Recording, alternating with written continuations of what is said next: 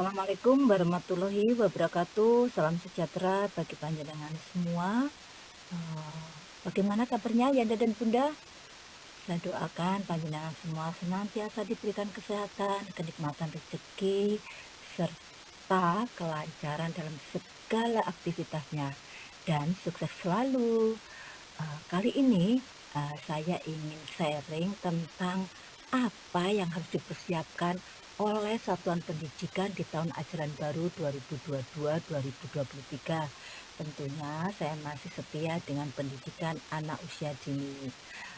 Baik, saya akan sharingkan apa saja yang perlu disiapkan oleh baik itu guru ataupun satuan pendidikan.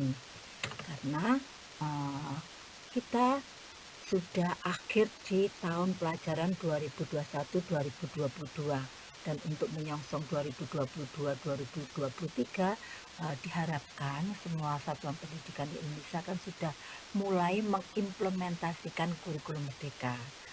Baik, Yanda dan Bunda ikuti terus ya. Kurikulum merdeka nanti yang akan kita buat ketika kita akan mengimplementasikannya yaitu dengan membuat kurikulum operasional satuan pendidikan. Tetapi ketika kita harus menyusun KUSP, kita harus tahu dulu dampak atau impact-nya atau goal dari KUSP yang akan kita buat itu. Jadi ketika kita diserukan untuk membuat KUSP atau kita mengimplementasikan kurikulum merdeka, kita harus paham betul apa dampaknya untuk siswa kita. Jadi ketika kita pahami apa itu kurikulum merdeka, ternyata dampak atau impact-nya itu sangat luar biasa bagi anak didik kita. Karena apa? Semua rancangan kegiatan main dan belajar nanti berpusat pada siswa, memenuhi kebutuhan siswa. Jadi di sini siswa tidak lagi sebagai objek, tapi sebagai subjek. Istilahnya yang ada di bapak kita, Bapak Pendidikan Ki Hajar Dewantara, yaitu guru itu menghamba pada siswa, tentunya dalam tanda kutip ya.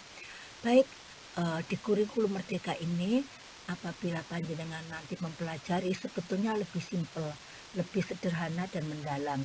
Karena apa? Karena di sini guru fokus pada materi yang esensial. Kalau di Kurtilas kemarin itu kan padat ya materinya, sehingga seakan-akan guru itu terburu-buru untuk menyelesaikan. Karena apa?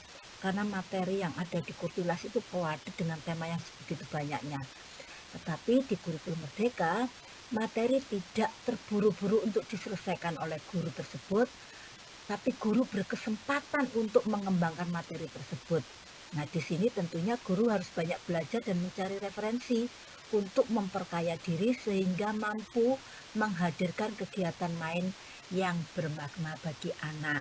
Jadi saya harapkan panjenengan semua nanti yang ingin yang akan ya, bukan yang ingin ya, yang akan menerapkan kurikulum merdeka itu harus banyak belajar, harus banyak mencari referensi dan selalu mencoba dan memahami apa yang tersirat dari kurikulum merdeka itu.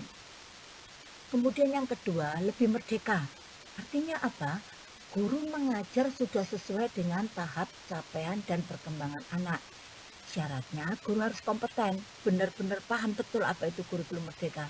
Karena kalau guru tidak kompeten, akan bahaya bagi pendidikan dan pembelajaran itu sendiri. Karena pembelajaran yang disajikan tidak lagi bermakna bagi anak.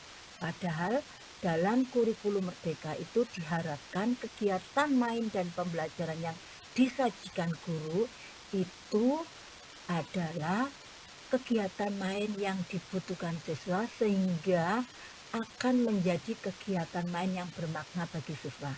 Nah, untuk menjadi seorang guru yang kompeten, di sini harus rajin belajar, harus rajin berbagi. Kenapa saya sampaikan berbagi? Karena ketika kita berbagi dengan teman, itu sudah mengasah ingatan kita, mengasah kemampuan kita untuk menerjemahkan apa yang kita baca dan kita dengar. Jadi panjenengan memperluas wawasan, banyak-banyak membaca, banyak-banyak searching, dan panjenengan juga harus sudah download ini ya, platform guru mengajar nggih. Karena di situ Merdeka Mengajar, karena di situ itu banyak contoh-contoh modul ajar atau RPP yang bisa dieksplor.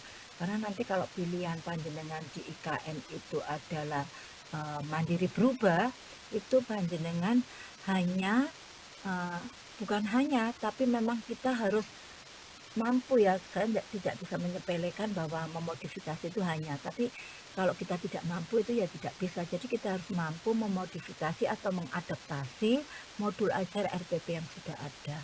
RPP manapun, modifikasi modul ajar manapun ya yang panjenengan cari, mungkin di Guru Berbagi, di platformnya Merdeka Mengajar, atau mungkin di sekolah-sekolah penggerak di angkatan pertama. Tapi memang di angkatan kedua ini ada beberapa revisi ya, ada beberapa seperti penguatan profil Pancasila itu kan ada revisi ya, karena ada asesmen. Kalau dulu kan nggak ada asesmennya. Contohnya seperti itu. Jadi kita rajin belajar dan berbagi. Kemudian lebih relevan dan interaktif. Artinya di sini guru berkesempatan untuk menyambungkan antara dunia teori dan praktek. Untuk anak PAUD dalam kegiatan proyek harus konteks dengan hari besar nasional, internasional, dan lokal. Jadi tidak seperti kurtilas ya yang banyak materi dan kuadrat, sehingga hanya sifatnya itu numpang lewat, hanya materi sekilas gitu. Tapi kalau di sini kita lebih berusaha untuk memahamkan anak akan materi sedikit, yang penting konten sedikit, yang penting kontekstualnya itu dengan anak. Sedangkan karakteristik dari kurikulum Merdeka ini secara umum yaitu berbasis materi esensial, materi yang penting ya. Jadi di sini tidak seberapa banyak konten atau materi yang disajikan, tetapi seberapa kontekstualnya dengan anak. Jadi yang seperti saya tadi sebutkan ya, yaitu menyambungkan teori dan praktek. Jadi di sini materi pokok untuk anak PAUD yaitu materi dasar anak bisa berliterasi dan bernumerasi. Jadi berbasis materi esensial. Kemudian fleksibilitas ini berlaku untuk guru, anak, bahkan bagi satuan pendidikan. Karena apa? Di sini guru dapat berkreativitas, berinovasi sesuai karakteristik dan lingkungan budaya sekolah dan sesuai kebutuhan siswa. Satuan bisa menciptakan keunikan yang mencirikan identitas atau kekhasan sekolah masing-masing.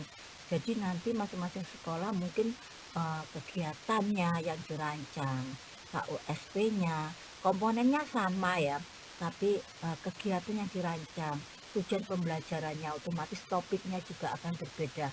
Kalau dulu kan di Kurtilas kan temanya Suama Satu Indonesia ya. Kalau di sini mungkin yang sama hanya di tema penguatan profil Pancasila. Itu pun kan kita di sini di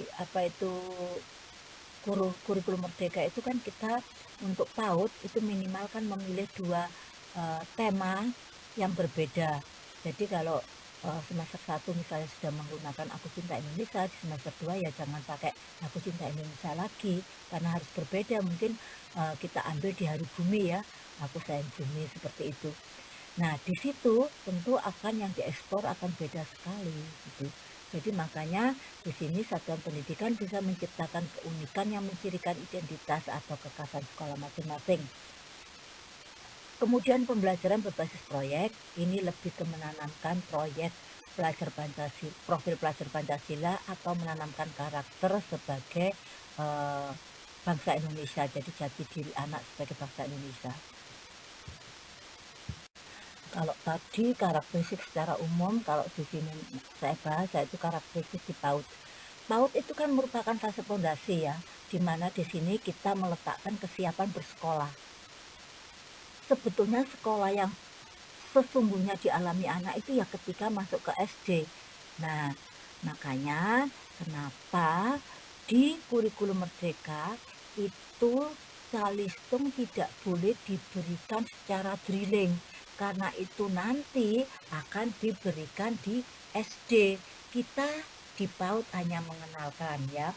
Jadi Kalaupun kita mengenalkan huruf, mengenalkan suku kata, kata itu melalui bermain. Jadi kegiatan yang menyenangkan bagi anak, ya. Kalau di Kurtilos kan di drilling ya calistungnya, tapi kalau di kurikulum Merdeka tidak. Jadi calistung dimulai di SD. Jadi dalam kurikulum Merdeka untuk PAUD tidak boleh ada drilling. Ini harus digarisbawahi. Kemudian kegiatan bermain sebagai proses belajar yang utama. Jadi di sini semua kegiatan pembelajaran yang ada di PAUD dikemas dalam kegiatan bermain, karena diharapkan lewat bermain anak PAUD belajar dalam banyak hal, yaitu dari cara belajarnya dan pembelajaran berbasis proyek. Cara belajarnya bagaimana? Di sini adalah penguatan literasi dini berbasis buku bacaan anak. Guru boleh mengenalkan huruf bacaan kepada anak dengan melalui kegiatan bermain. Kemudian pembelajaran berbasis proyek untuk menanamkan penguatan profil pelajar Pancasila. Jadi ini ya yang perlu dipahami oleh guru PAUD. Tadi sudah saya sebutkan cara belajar berbasis buku bacaan ya. Pertama yang harus dilakukan guru memilih sumber ide cerita sesuai minat anak. Jadi buku itu sebelumnya sudah dipilih itu sesuai minat anak. Anak itu lagi demen apa, lagi senang apa, lagi berminat apa. Nah setelah itu ketemu bukunya, lalu dibacakan ceritanya, baru membuat peta konsep dari cerita tersebut. Jadi ketika kita membuat peta konsep, kita harus paham betul isi dari cerita itu. Jadi yang di tengah nanti induknya itu judul dari cerita tersebut. Lalu dalam cerita tersebut kita temukan konsep apa. Nah ini nanti yang kita perdalam, yang kita wujudkan dalam kegiatan pembelajaran anak. Jadi seperti itu ya. Terus kemudian mengembangkan konsep menjadi ragam ide kegiatan main. Ini nanti ada di tujuan kegiatan ya. Jadi tujuan kegiatannya itu apa? Diaktualisasikan dalam konsep kegiatan atau ide kegiatan main yang dirancang oleh guru. Dan kemudian menggunakan media belajar dari benda, bahan, dan alat di sekitar yang mendukung munculnya konsep. Nah, akhirnya jadilah RPP atau modul ajar. Masih banyak yang bertanya, Bun, RPP itu apa? Modul ajar itu apa? RPPM itu apa? Sudah saya sampaikan berkali-kali, kalau panjenengan ingat ya, panjenengan scroll ke bawah, bahwa modul ajar itu sama dengan RPP. Cuma modul ajar itu lebih lengkap. Di sini lebih didetailkan di modul ajar itu. Jadi seperti itu ya bedanya ya. Kalau kalau bahasa sederhananya itu ya RPP plus lah untuk modul ajar istilahnya. Nah kemudian langkah persiapan, jadi ini yang harus disiapkan sama guru itu. Satu, siapkan kelas. Bagaimana menyiapkan kelas ya? Ya itu pertama yang harus dilakukan guru adalah mencari strategi untuk mengenali karakteristik siswa. Kalau guru kelompok B kan sudah kenal ya 1 tahun ketika dia masih di kelompok A. Jadi mungkin sebagian anak-anak kelompok A sudah kenal dengan guru kelompok B, jadi tinggal memperdalam aja pengenalannya. Nah di sini yang perlu dilakukan oleh guru pertama dalam perkenalan itu, aturlah, buatlah situasi kelas yang menyenangkan, yang fun gitu loh Bun. Jadi mungkin bisa dengan game, mungkin dengan cerita atau lainnya. Kalau di tempat kami ya pertama itu kita lakukan menyiapkan kelas itu dengan pertama itu kita kumpulkan jadi satu di aula besar. Lalu masing-masing guru itu mengenalkan diri. Jadi memang dimulai dari guru ya. Guru mengenalkan diri dengan keahlian, keterampilan masing-masing guru tersebut. Mungkin saya itu kan punya sedikit kemampuan untuk bercerita. Jadi saya berkenalan dengan anak-anak itu dengan menghadirkan suatu dongeng. Terus mungkin teman saya lagi ada yang bisa bermain sulap dengan sulap. Itu kan game ya. Ada yang dengan menyanyi, dengan tepuk, atau mungkin dengan gerak pantomim dan sebagainya. Jadi keunikan dari masing-masing guru itu ditampilkan di saat pertama kali masuk kita kenalan ke anak. Baru nanti anak-anak mengenalkan diri kepada gurunya. Dan tidak lupa karena anak PAUD ya, kita bagi papan nama untuk dipasang di dadanya. Itu jadi kita harus mengenali karakteristik siswa kita itu yang bagaimana. Kemudian setelah perkenalan, siapkan anak untuk belajar. Nah, di sini ketika sudah mulai, ini kan MOS itu kan cuma 3 hari, kalau tempat saya diakhiri dengan harta karun ya. Jadi anak-anak kita beri apresiasi, kita siapkan hadiah yang kita sembunyikan sebanyak anak bungkusan tersebut. Lalu anak-anak mencari dengan catatan tidak boleh double, kalau double berbagi dengan temannya. Jadi seperti itu. Terus kemudian kan anak-anak sudah masuk kelas masing-masing ke hari ke 1 minggu kemudian ya. Kita mulai 1 minggu kemudian, jadi habis MOS itu masih ada kegiatan-kegiatan lain ya yang kita 2 hari, karena di sekolah saya kan masuknya 5 hari. Lalu di hari Senin itu sudah kegiatan yang sesungguhnya anak belajar. Di sini kita siapkan anak untuk mengenal kegiatan main belajar kita. Jadi kita kenalkan bagaimana cara anak belajar nanti. Ini mungkin kalau kelompok A kan sudah tahu ya, nanti belajarnya seperti ini. Nah, di kelompok B kita kenalkan bahwa kegiatan bermain dan belajar kita kali ini berbeda dengan tahun kemarin ya anak-anak. Nanti anak-anak lebih banyak bermain apa itu namanya, pakai lospat atau bahan lepasan. Mungkin anak-anak lebih banyak outingnya, mungkin anak-anak jadi dikenalkan itu, disampaikan. Kalau kemarin itu kan pakai LKS, buku penunjang dan sebagainya, karena sistem calisthumnya kan drilling. Di sini tidak. Nanti anak-anak kegiatannya nanti bisa project itu seperti ini. Nanti setiap pagi Bunda membacakan buku cerita buat kalian, kita sama-sama membuat peta konsep dan sebagainya. Ini kita kenalkan ke anak. Kemudian hadirkan materi baru yang sedang diminati anak. Jadi gini, walaupun kita sudah mempunyai topik yang sudah kita susun selama 1 tahun, misalnya hari ini itu topiknya aku diriku sendiri ya, seperti itu misalnya.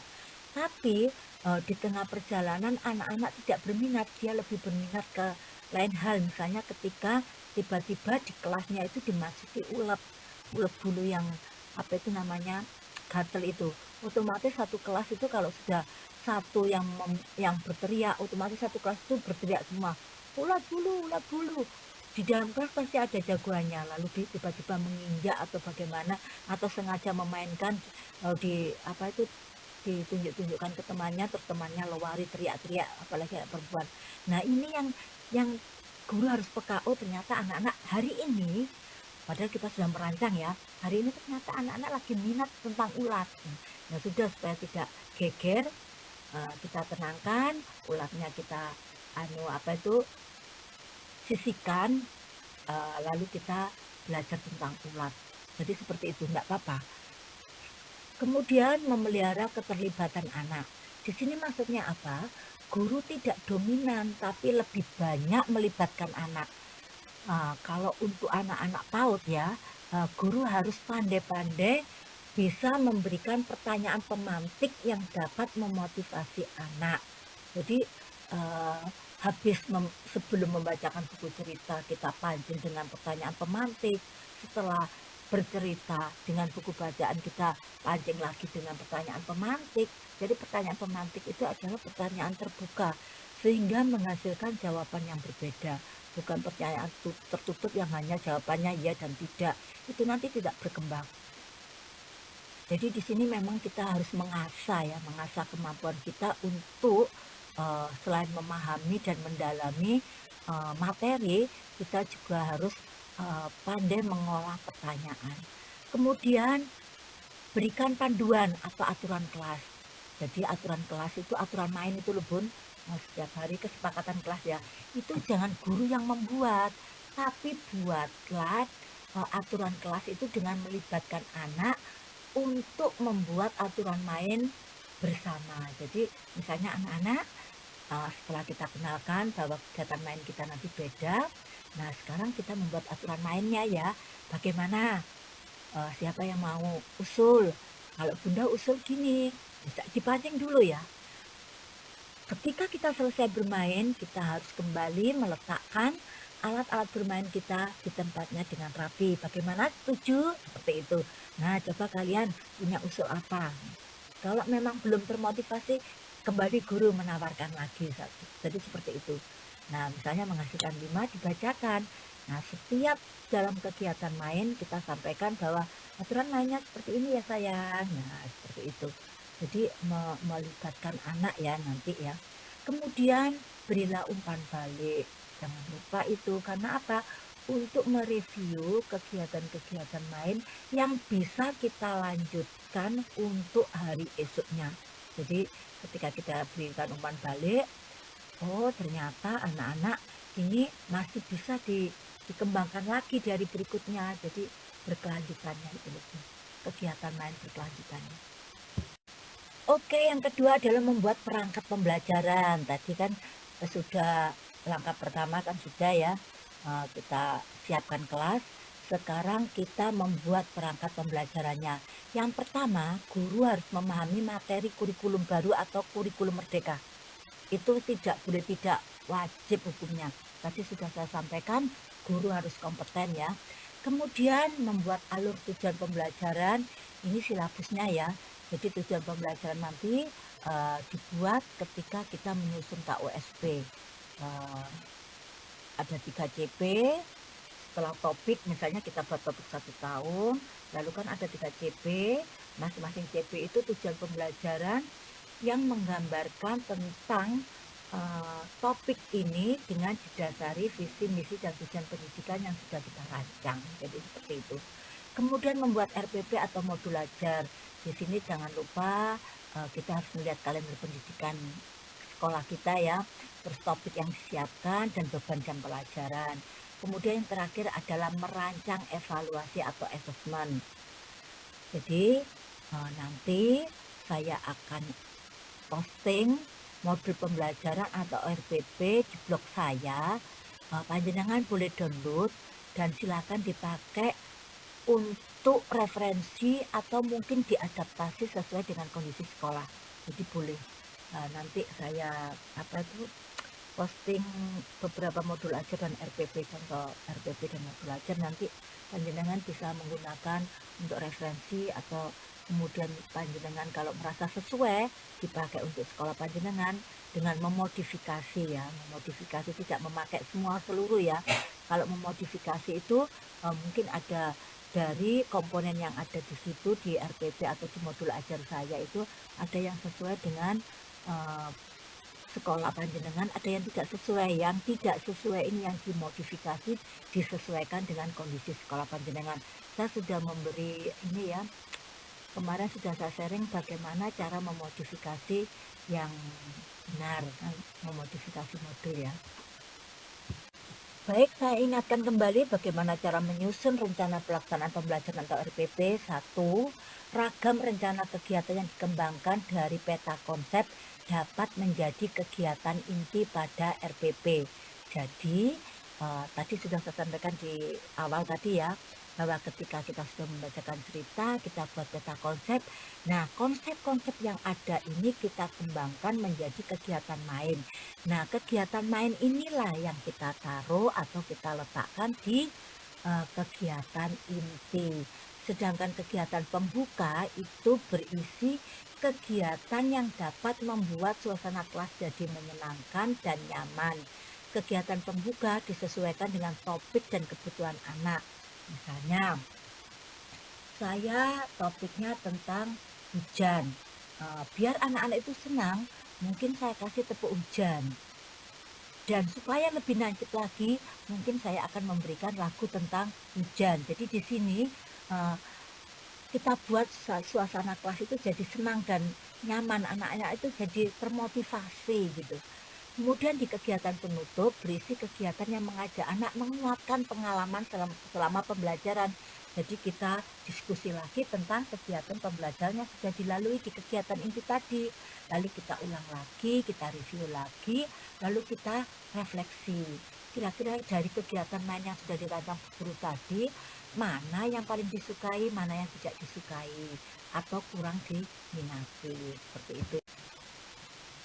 Jadi yang perlu diingat bahwa format RPP atau modul ajar itu menyesuaikan kebutuhan satuan PAUD atau kesatuan pendidikan anak usia dini.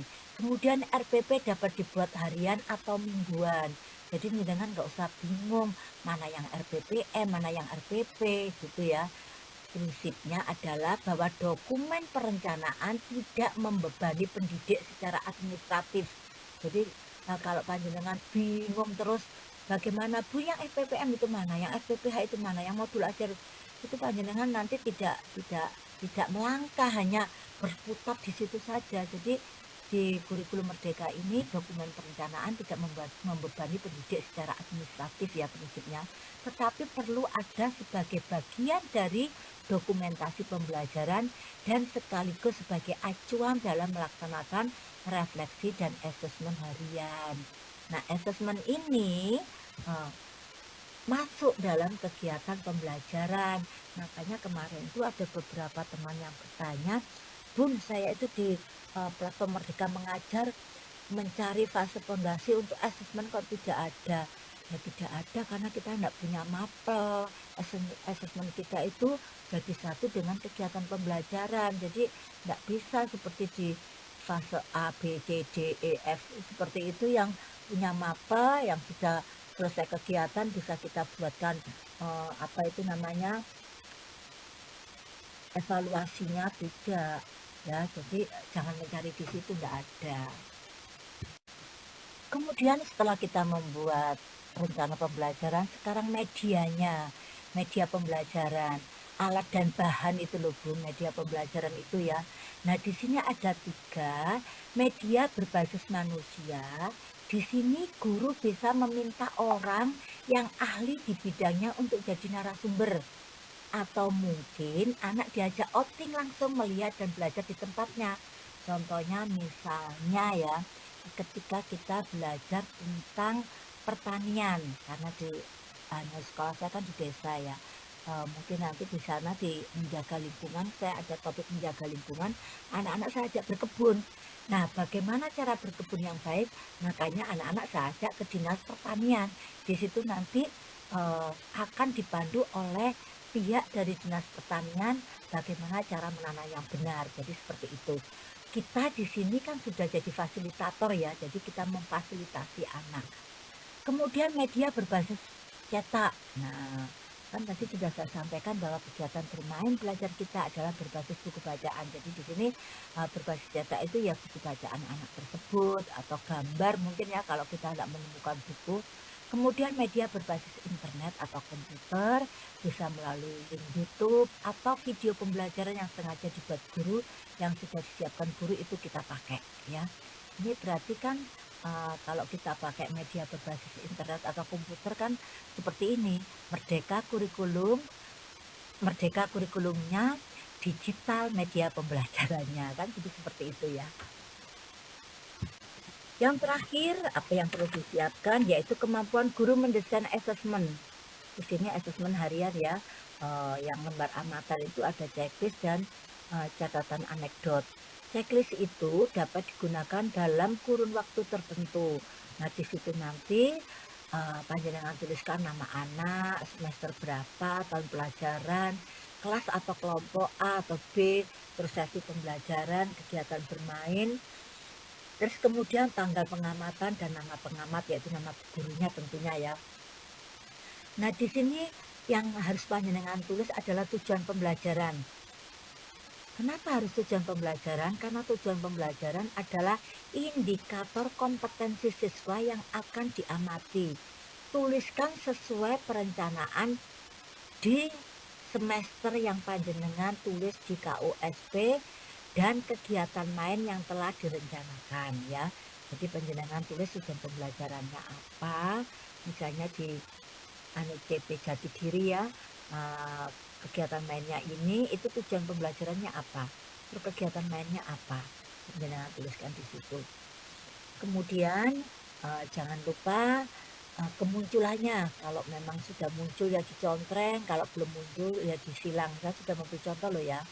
Kemudian konteksnya dan tempat serta waktu kemunculannya, misalnya Ketika kejadian itu panjenengan melihatnya di mana? Di ruang kelas kah, di luar, di aula, atau di mana?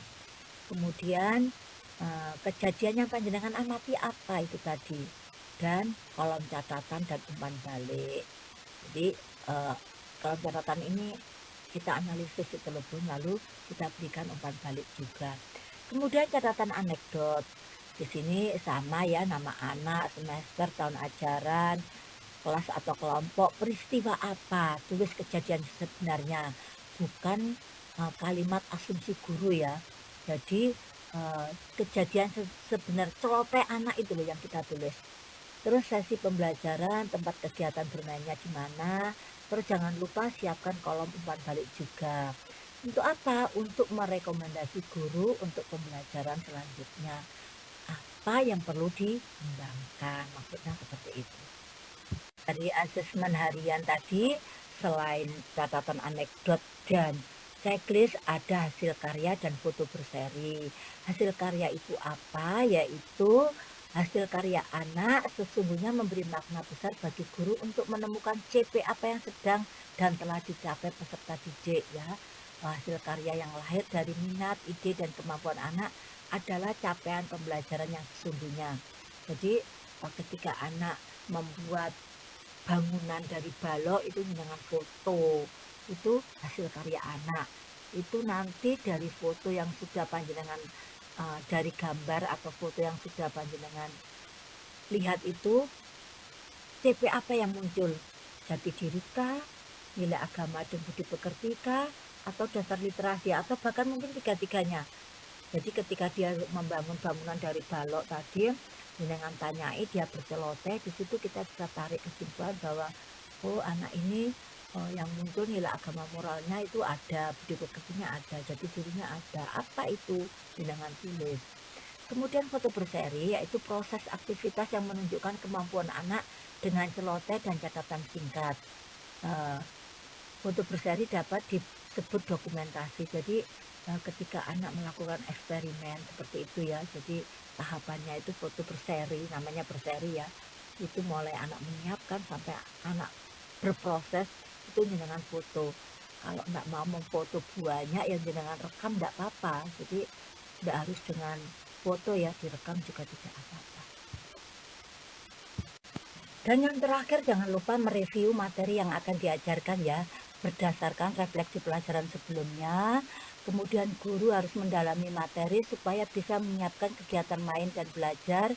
Kemudian kita identifikasi tema kalau di profil pelajar Pancasila, tapi kalau di reguler topik yang perlu penekanan khusus. Jadi misalnya panjenengan misalnya mohon maaf, misalnya seperti ini ya, ketika kita menyusun RPP ya, tentang kemarin yang diri sendiri itu kan saya tekankan bagaimana anak bisa melindungi tubuhnya.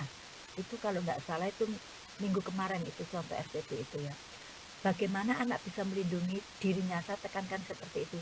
Supaya apa? Dia tidak mengalami pelecehan. Jadi saya tekankan di situ. Makanya di sini nomor 3 kan identifikasi tema atau topik yang perlu penekanan khusus. Di situ bisa diulang pun. Bisa diulang. Ketika kita sudah mempunyai penekanan khusus di situ kita bisa ulang bahwa yang area ini tidak boleh disentuh orang. Karena apa? Mungkin besoknya masih tetap tahap itu tapi dalam bentuk kegiatan main yang lain. Jadi ini akan lebih memperdalam pemahaman anak tentang topik yang kita berikan. Sedangkan refleksi anak didik dan guru itu di RPP atau modul ajar merupakan bagian dari evaluasi pembelajaran yang menunjukkan kesinambungan proses pembelajaran dengan asesmen. Jadi ketika kita tahu kegiatan mana yang paling disukai anak, kegiatan mana yang tidak disukai, kenapa, akhirnya kita bisa menyusun kembali kegiatan main yang sesuai dengan minat anak tersebut. Nah, pada RPP dan modul ajar dapat dicantumkan pada bagian akhir berupa pertanyaan tematik untuk anak. Pertanyaan tersebut menjadi pijakan bagi guru melakukan refleksi pada akhir pembelajaran. Contohnya seperti ini. Apa kegiatan yang paling kalian sukai? Berapa kegiatan yang akan dilanjutkan esok hari? Kenapa kok tidak suka? Jadi kalimat terbuka ya di sini ya. Jadi anak itu masing-masing kan ketika apa kegiatan yang paling disukai mungkin antara A dan B dan C dan D itu beda-beda yang disukai.